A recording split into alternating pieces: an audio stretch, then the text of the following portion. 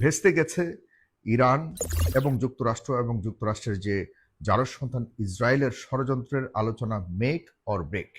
অবশেষে এটি ব্রেক হয়েছে।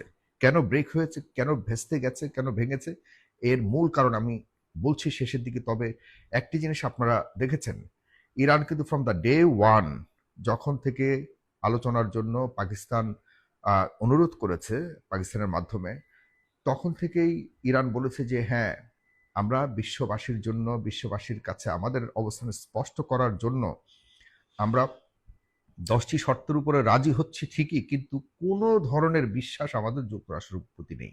দেখুন, বিশ্ববাসী যাতে কোনো কারণে ইরানের অবস্থান নিয়ে বিভ্রান্তিতে না থাকে, ইরান কিন্তু সুস্পষ্টভাবে বলে দিয়েছে যে আমরা পূর্ণাঙ্গ অবিশ্বাসের, ট্রাম্পের উপর এবং যুক্তরাষ্ট্রের উপর পূর্ণাঙ্গ অবিশ্বাস রেখে আমরা আলোচনায় যাচ্ছি।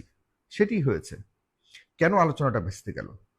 কারণ হলো যুক্তরাষ্ট্র এবং ইসরায়েল ইসরায়েল কেন লেবাননের উপর এখনো পর্যন্ত হামলা করে যাচ্ছে? এটা হলো একটা চাপের কৌশল, যে তোমরা আলোচনায় রাজি না হলে তোমরা যত কিছুই করো, আমরা এদিকে যুদ্ধ চালিয়ে যাচ্ছি। তার মানে যুদ্ধটি চালিয়ে যাওয়া মানে কি? মানে হলো আমাদের কথা শুনতেই হবে। দেখুন, কোনো না কোনো উপায়ে ইরানের 10 দফার উপরে আলোচনা না করে একমাত্র একটাই আলোচনার জন্য চেয়েছে, সেটি হলো কি? ইরানের ইউরেনিয়াম সমৃদ্ধ বন্ধ করা, যাতে কোনোভাবে পরমাণু বোমা তৈরি করতে না পারে।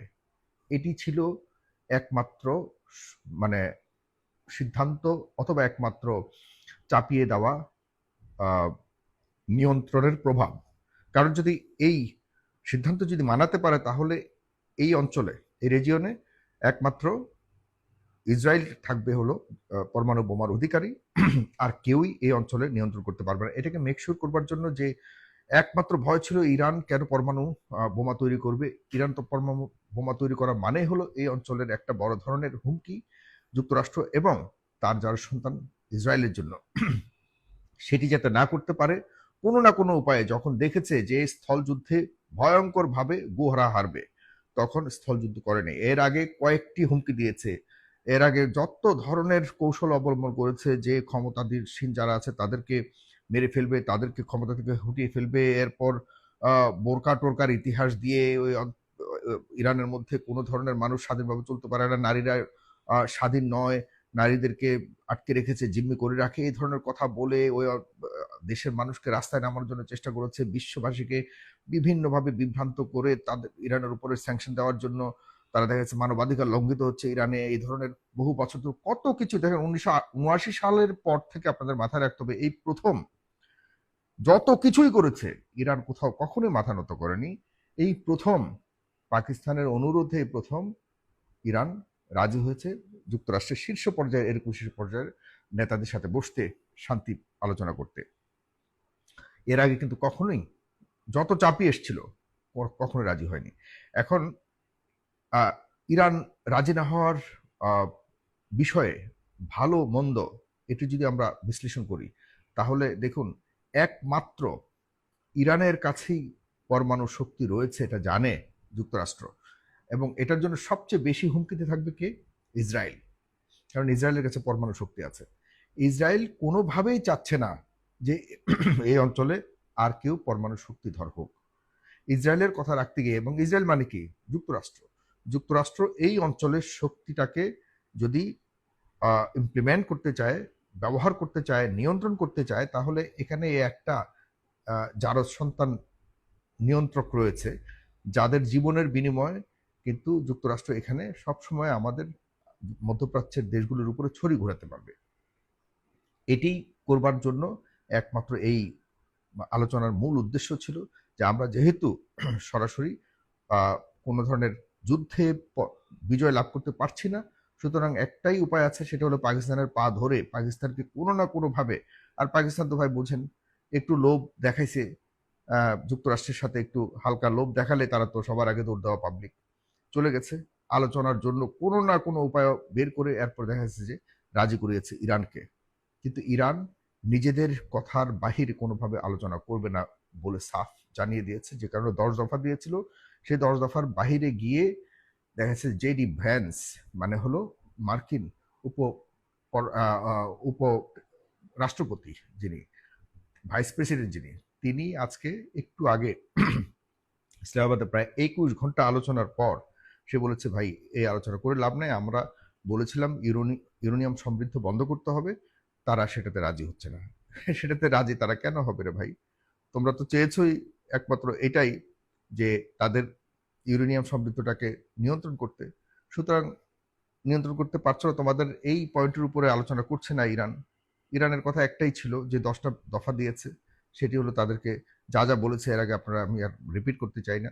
তোমরা কথা বরখেলাপ করেছো, তোমরা যুদ্ধ শর্ত ভঙ্গ করেছো, তোমরা লেবাননে রেগুলারলি তোমরা হামলা চালিয়ে যাচ্ছ। তো এত কিছুর পরেও ইরান যে বসছে শুধুমাত্র বিশ্ববাসীকে জানান দেওয়ার জন্য যে আমরা তারপরেও শান্তি চাই, তবে এই বিষয়ের উপরে আলোচনাটা হতে হবে। ইরানের উপরে তোমরা তো ইরানের উপরে এভাবে এই অঞ্চলে এসে তোমরা তো আক্রমণ করার অধিকার রাখো না। তোমরা তো আরেকটা সার্বভৌম দেশের উপরও আক্রমণ করবার অধিকার রাখো না। তোমাদের দেশে যদি পরমাণু বোমার অধিকার বাড়ানোর অধিকার থেকে থাকে, আর তোমাদের জারজ সন্তান যে পরমাণু বোমা রেখেছে, তাদের দেশে প্রস্তুত পরমাণু বোমা রয়েছে, জানা সত্ত্বেও এই ইসরায়েলের বিরুদ্ধে তোমরা কোনো ব্যবস্থা নিচ্ছ না, এবং তোমরা ইসরায়েলের যে কোনো ধরনের মানে যাতে সুবিধা এখানে গ্রহণ করতে পারে সব ধরনের সাহায্য সহযোগিতা তোমরা করছো অবৈধভাবে, এর চেয়ে বড় চগলগুড়ি তো আর কিছু হতে পারে না। সেটির কারণে ইরান মনে করে যে তাদেরও অধিকার রয়েছে পরমাণু বোমা তৈরি করবার, অ্যাটমিক পাওয়ার তারা অ্যাচিভ করবার মতো সেই অধিকার রয়েছে। সে কারণে তারা কোনোভাবেই এই দাবি থেকে তারা পিছিয়ে যাবে না। এখন জেডি ভ্যান্স যখন দেখলো যে ইরান তাদের এই অবস্থান থেকে কোনোভাবেই সরছে না, সে কারণে জেডি ভ্যান্স তিনি আজকে সিদ্ধান্ত নিয়েছেন তিনি চলে যাবেন, এবং তিনি বলেছেন আলোচনা ব্যর্থ হয়েছে, কারণ হলো যুক্তরাষ্ট্রের শর্তগুলি আর যুক্তরাষ্ট্রের শর্তের উপর তো আলোচনা করার কথা ছিল না, শর্ত ছিল ইরানের দেয়া শর্তের উপর আলোচনা করা, যে কারণে যুক্তরাষ্ট্র রাজি হয়েছে। এখন যেটি হচ্ছে, কয়েকটি বিষয় আমরা দেখতে পাচ্ছি। একটি হলো যে যুক্তরাষ্ট্রের প্রেসিডেন্ট বলেছে যে আলোচনা যাই হোক যুক্তরাষ্ট্রের বিজয় হবে, আর যুক্তরাষ্ট্র এদিক দিয়ে বড় বড় যুদ্ধ জাহাজ এবং বিশাল অস্ত্রের ভান্ডার পাঠানোর প্রস্তুতি নিচ্ছে মধ্যপ্রাচ্যে। এদিকে চীনও ইরানকে অস্ত্র ভান্ডার পাঠানোর জন্য প্রস্তুতি নিচ্ছে। ওইদিকে লিবিয়ার গাদ্দাফির আমলের একজন গুরুত্বপূর্ণ নেতা বলেছে যে দেখো আমরা যে ভুল করেছি, ইরানকে বলেছে যে তোমরা ওই ভুল করো না। লিবিয়ার ওই নেতা কিন্তু বুঝতে পেরেছে যে গাদ্দাফির পরবর্তীতে যে লিবিয়া তারা পেয়েছে, এই লিবিয়া কখনোই তারা চায়নি, জনগণ চায়নি। আজকে দেখুন, লিবিয়ার ওই জনগণের ইচ্ছার প্রতিফলন ঘটাবে বলে যুক্তরাষ্ট্র বা পশ্চিমা শক্তিরা ঠিকই গাদ্দাফিকে মেরে ফেলেছে, কিন্তু সেই লিবিয়া পায়নি জনগণ। সুতরাং জনগণ বা ইরানের জনগণকে যেন ভুল না করে সে আহ্বান জানিয়েছে সুন্নি দেশের একজন গুরুত্বপূর্ণ নেতা। ঠিক আছে, তো এই হলো অবস্থা। আমি মনে করি যে যুদ্ধ মনে হয় শেষ হয়নি, কোনোভাবেই শেষ হয়নি, এবং যুক্তরাষ্ট্রকে বিশ্বাস করা মানে হলো নিজের পায়ে নিজে কুড়াল মারা। সেটি করেছে ইরান। ইরান ফিরে যাচ্ছে, ইরান তার আদর্শের সাথে কম্প্রোমাইজ করেনি। ইরান হয়তো যুদ্ধেই সিদ্ধান্ত নেবে, যুদ্ধের মাধ্যমেই হয়তো আগামীর ইরানের বিজয় নির্ধারিত করবে, এবং ইরানের জনগণ সেটাই চায়, সেটাই হবে। ধন্যবাদ সবাইকে। যাতে শান্তিপূর্ণভাবেই সবকিছু শেষ হয়, আমরা এখনো আশা ছাড়ছি না যুক্তরাষ্ট্রের যেন সেই বুঝের একটা অবস্থান তৈরি হয়, আমরা সেটাই চাই, আর কোনো যুদ্ধ চাই। ধন্যবাদ সবাইকে, সালাম।